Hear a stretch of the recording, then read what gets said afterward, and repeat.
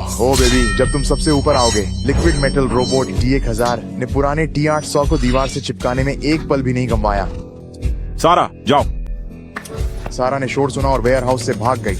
यह देखकर मैंने तुरंत अपनी मशीन गन से T1000 पर फायरिंग शुरू कर दी, लेकिन गोलियां ऐसे उछल गईं जैसे बारिश की बूंदें। उनका कोई असर नहीं हुआ। फिर T1000 ने एक छोटी सी बूंद छोटे T800 के शरीर में डाल दी। कुछ ही सेकंड में उस बूंद ने T800 के प्रोग्रामिंग को हैक कर लिया और उसे अपनी कठपुतली बना लिया। घबराहट में मैंने एक ग्रेनेड लॉन्चर उठाया और उस पर फायर कर दिया।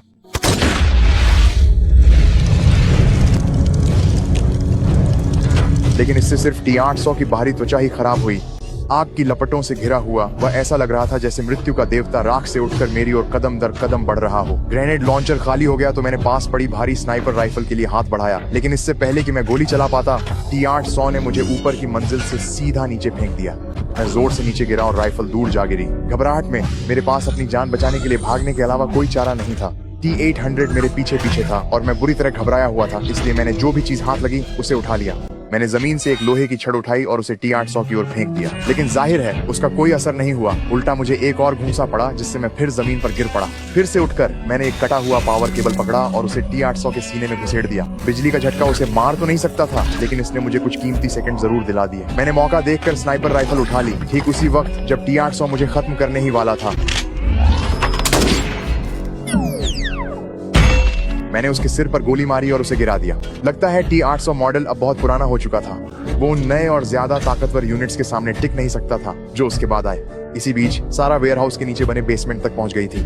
अचानक उसके कपड़ों पर एक बूंद संक्षारक तरल गिरा और उसकी त्वचा जल गई। उसने जल्दी से अपनी शर्ट उतार दी ताकि जलन का इलाज कर सके। फिर उसने महसूस किया कि उसके चारों ओर हवा में एक ठंडक सी फैल रही है। उसने सावधानी से फर्श से एक बंदूक उठाई और रक्षात्मक मुद्रा में आ गई। सारा हिचकिचाए सारा ने ऊपर की पाइपों पर गोली चला दी।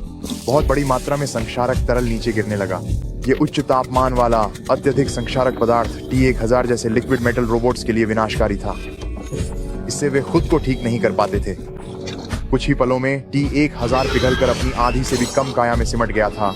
टूटे हुए धड़ ने पलटवार करने की कोशिश की, लेकिन पुराना T800 समय रहते आ गया और उसे रोक लिया। अपने एक सही हाथ का इस्तेमाल करते हुए उसने T1000 को फिर से संक्षारक तरल की धारा के नीचे धकेल दिया और वहीं पकड़े रखा। आखिरकार हम सब मिलकर इस अजेय लगने वाले लिक्विड मेटल राक्षस को गिराने में कामयाब हो गए थे। पुराने T800 का मैकेनिकल हाथ संक्षारक तरल से क्षतिग्रस्त हो गया था। सारा ने तुरंत उसकी मरम्मत का काम शुरू कर दिया। तभी मैं वहां चला गया। तुम्हें